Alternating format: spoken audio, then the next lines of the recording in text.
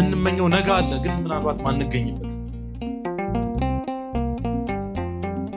በትንሽ በትንታ ለምን ሞተው ትንሽ ነገር ለሚገለን ትንሽ ነገር ከመንገድ ለሚያስቀረን ነገር እግዚአብሔር እናጣበታለን። ሀብት ንብረት ፍለጋ ገንዘብ ፍለጋ እግዚአብሔርን ያልተው የለም።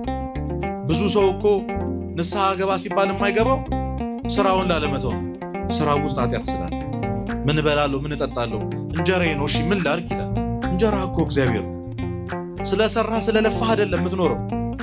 ጎበዝ ስለሆንክ አይደለም አሁን እየበላህ እየጠጣ የቤት ኪራይ እየከፈልክ ልጆችን እያሳደግክ የምትኖሪው ጎበዝ ስለሆንሽ እንዳይመስልሽ እግዚአብሔር ቸር ስለሆነ። ስለዚህ ከኃጢአት ውስጥ አልወጣም ምክንያቱም እንጀራዬ ነው የሚል ሰው አለ። የዘላለም እንጀራ የሆነውን ክርስቶስ ትተህ አንዴ በልተህ ኋላ ለሚርብህ እንጀራ ብለህ እግዚአብሔርን ትተዋል። ያን ጊዜ ትሰበራለህ።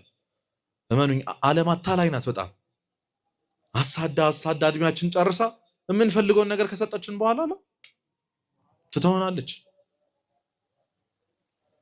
ትከዳናለች። ምንም ቃል እንደሌለ አሉ የተባሉ ብዙ ሰዎች እኮ ወድቀዋል። ብዙ ሰዎች ሄዳችሁ የንስሐ አባቶቻችሁን አማክሩ፣ ሄዳችሁ ካህናትን ጠይቁ፣ ሄዳችሁ ሳይኮሎጂስቶችን ሄዳችሁ ቴራፒስቶችን ሄዳችሁ ጠይቁ። በብዙ ሚሊዮን የሚቆጠር መኪና እየነዳ መጥቶ ሰላም የለኝም ብሎ ነው የሚያማክሯችሁ። እየሰማችሁ ነው? እኛ ያለንን ሰላም እኮ እነሱ የላቸው።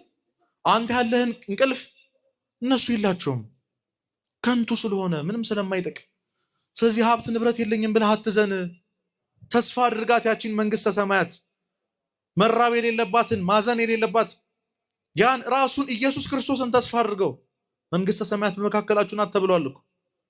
እሱም ራሱ ጌታችን መድኃኒታችን ኢየሱስ ክርስቶስ ነው። እሱ እንድናገኝ እግዚአብሔር ይርዳን። ስለዚህ አትዘን። በዚህ በእናት አባት ሞት አትዘን። እህት ወንድም በማጣት ጓደኛ በመጣት አትዘኑ። ከምንም ነገር በላይ ምንም የለኝም ብላችሁ አትዘኑ። እግዚአብሔር ማንም በነፃ ሊያገኛት የማይችላትን መንግስተ ሰማያት ሄዶ አዘጋጅቶልናል። እንወርሳታለን እሷን።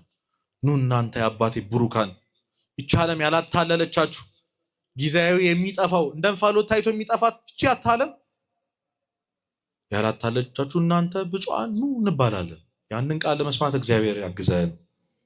ለዛሽ ቀን ያብቀን አምላካችን። ታዲያ የሚገባው ሐዘን ምንድን ነው? የማይገባው ሐዘን ይሄ ከሆነ የሚገባው ሐዘን ምንድን ነው? እንዳልኳችሁ ከፊት ለፊታችን ፍልሰት አለች። ልንጸልይ ነው፣ ልናዝን ነው፣ ልናለቅስባት ነው። ሄደ ብዙ ያሰብነው ያቀድነው ነገር አለ። ዓመታችንን ብዙዎቻችን የምናስተካክለው በዚህ ጾም ነው። በዚህ ጾም ብዙ ሰው ወደ ገዳም የሚሄድበት ሰላሙን የሚያገኝበት ከምንም ነገር በላይ ይሄንን ለምኜ ቀጣይ ዓመት ኪዳነ ምሕረት እንድትሰጠኝ የምትፈልገው ይሄንን ነው የሚል ሰው አለ።